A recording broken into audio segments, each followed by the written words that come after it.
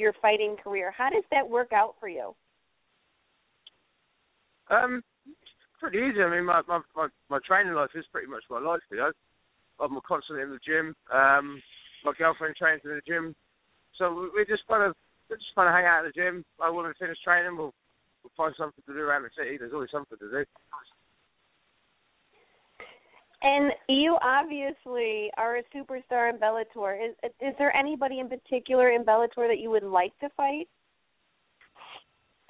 No, not really. I mean, I don't mind who I fight. You know, I just line them up and we'll just do it that way. Okay, all right, I can dig it. William's one of these guys that whoever's name's on the contract is the unfortunate soul who gets to see him. Exactly. And that was a great fight, by the way, so I wanted to let you know you did a fantastic job, and I watched it twice. Along with King Mo's fight, you did a fantastic job. I so look forward to you fighting again. Whoever your opponent is going to be, I'm so fearful that they're going to get hurt. You are a beast in the cage, man. That's always the plan. What goes through your mind? Like you're getting ready to go up to the cage, and what is racing through your mind at that time before you actually step into the cage? Not a great deal, really. I just don't want to get hurt. He's trying to hurt me, so I've got to do my best to hurt him before me. So I suppose that's really going through my mind. Just thinking about what he's doing and where he's going and how he's moving and what he's going to throw next. Now, you know, I did watch King Mo's fight, and I was a little disappointed with the crowd, why they booed him.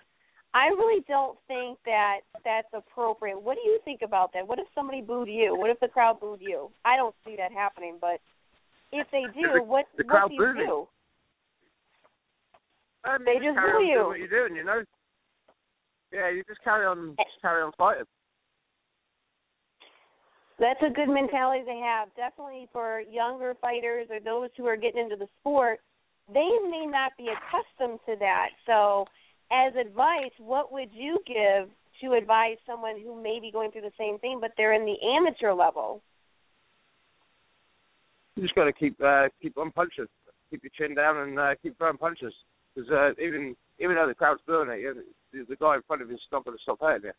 So you still need to fight. Absolutely. Do you work with some of the younger kids? Do you work with the kids in the sport? Do I what? Sorry. Do you like to work with the kids in the sport? Yeah, of course. You know, I like helping them out. I like training with them. I like watching them getting better and better. And that's the thing that I like, and I've actually got a chance to watch quite a few of the kids, and it's amazing to watch the growth. And I always tell them that, you know, you guys start out as amateurs too, and look where you are now. So that just tells them not to give up. I mean, I commend you. You do such a great job, and you're so dedicated. And the most of all is you're so respectful. And I think some fighters tend to forget the respect aspect of the sport, but you do such an excellent job, and I'm so proud of you. Thank you very much. Steve, it's all you, Steve. Okay, all right, I'm back. I'm still here. Now, I'll interrupt you, but... Now, I just wanted to ask Liam, you know, this is the first time you've been in championship rounds in the fight. It's the first time you've seen the judge's decision. Is there anything that you weren't prepared for, you know, or when you train, is it just something you train for 5 rounds no matter what? No, we trained for five rounds. I actually was training for 8 or 9 rounds in training, so I was going to be more than ready. So, I mean, the 5 rounds was done there. I could have quite happily gone another couple. All right.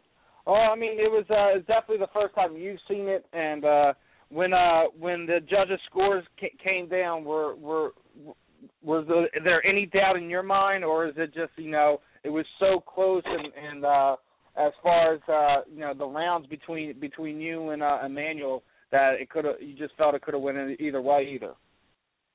I mean, I don't really know when they were when they was reading out all the scorecards and the numbers and stuff. I don't really understand what they was reading out. But so I was just daydreaming. But I knew I'd done enough. You know, I knew I'd beat him up. I knew I was attacking him constantly. He was on the constant defensive. So yeah, no, it was definitely a good fight. Oh, for sure. It was. You know, I was playing double duty, watching Invicta and also watching your fight. But I mean, you made it hard to kind of look at the other screen. I'll say it that way, my friend.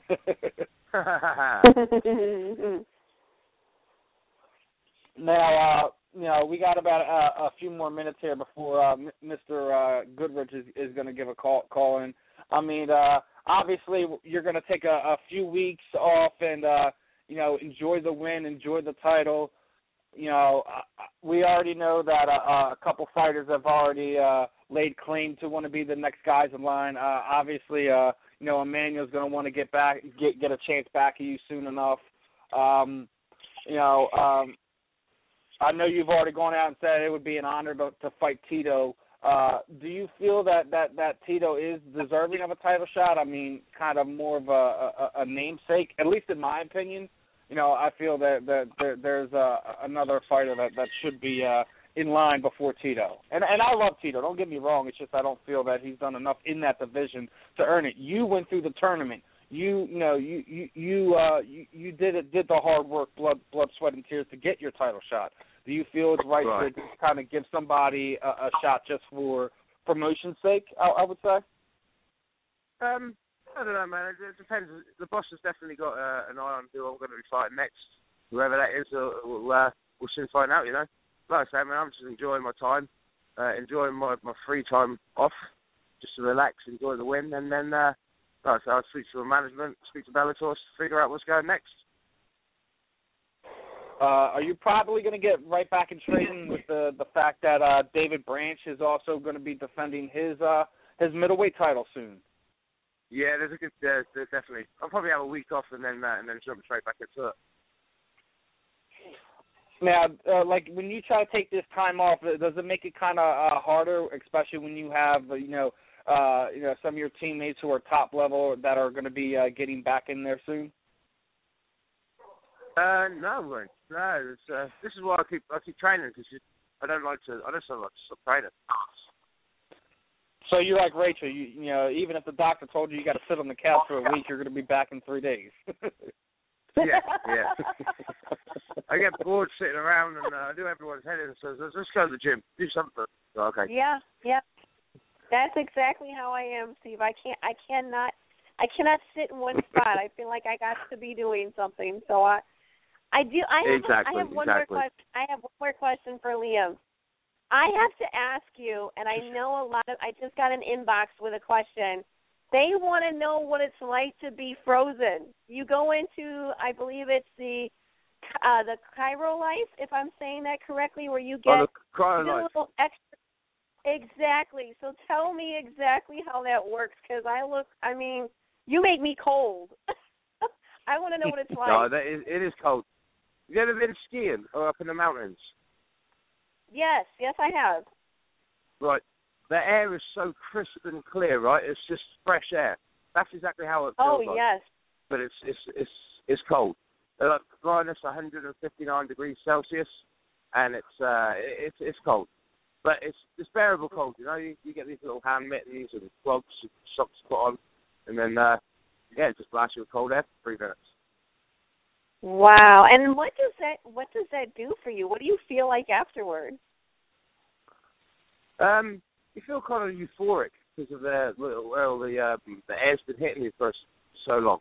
But it like fixes all the tears and any joints and soreness you've got from training, and it just helps heal the body.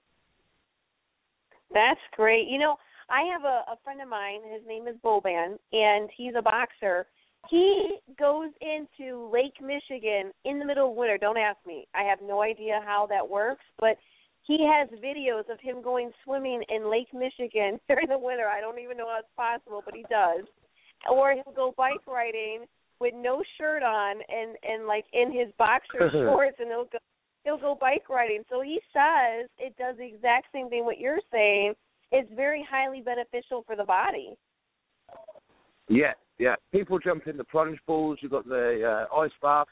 This is just all of those in one, but it's just a lot more effective because it's a lot colder. Now, how often do you do that?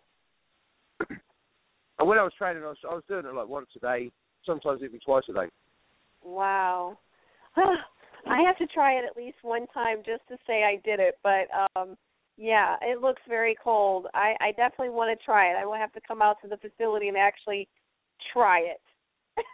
I want to see what it's like.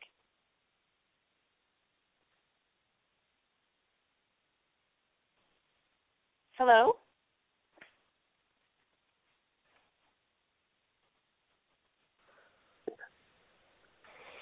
Hey, Rachel. I'm here. Rachel, we have a caller? We have a caller.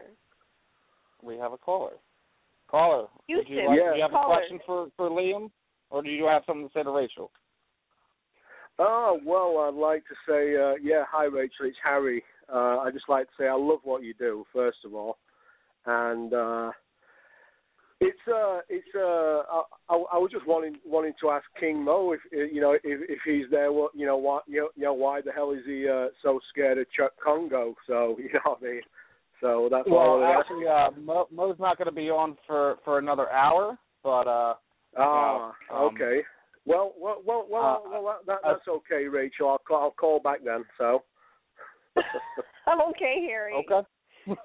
I think he's trying to take Liam's spot for best accent on cage-side submissions there. I don't know. I think it was definitely an English accent going on there. He had a very proper English accent. That's excellent. Oh boy, here we come with the call. I love it. Yeah, just as long as he's not disrespecting any of our fighters, we're good to go. Oh God, not the last couple of shows ago. Oh my goodness, that came out of nowhere. Like, whoa, I didn't even know what happened. Yeah. It was so quick. But yeah. But we're getting right around the time that Mr. Goodridge should be calling in.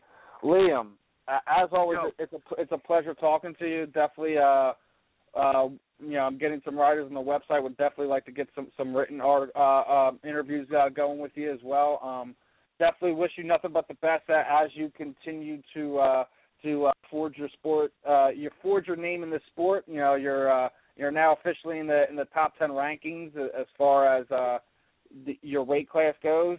You know, I've been saying for a while, I feel, the sky's the limit for you. You know, Bellator, whatever promotion you wind up with as your career progresses. You know, I believe that, you're going to be one of the top stars in the sport as we start to move forward. Thank you, man. Thank you. Now, as you know, what I typically like to do at the end is kind of throw the microphone over to you. You have any, any sponsors you would like to thank, teammates, anything you'd like to say at all, shoot out your social media sites, anything. Liam, the microphone is yours, my friend.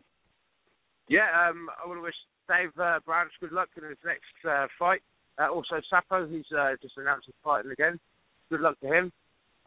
Thank all my sponsors, Future Legend, Cryo Life, what else was there now? Gamma Labs, Azad Watchers. Yeah, thank you and more. It's always a pleasure having you on, and definitely looking forward to seeing who you get matched up with next. I'm going to be paying close attention. Me too, man. In my honest opinion, it's going to be either between Mr. Tito Ortiz or even tonight's third guest, Mr. King Mo, could also be a viable option there too. So definitely looking forward to it. It's going to be a great fight. Oh, absolutely. Even you're one of these guys that you just leave everything in there, win, lose, or draw, and that's one of the things that I like about you, man. Thank you. Rachel, anything you want to add before we let Mr. Mcgeary go? I want to tell him to have fun with Dave & Buster's and keep on playing Call of Duty because I'll see you on there. I will do, no problem. Take care. Okay. It was a pleasure speaking with you tonight. Pleasure speaking with you too. All right, Liam. Have a good one, my friend, and thank you for your time as always, man. Thanks, man. Take it easy.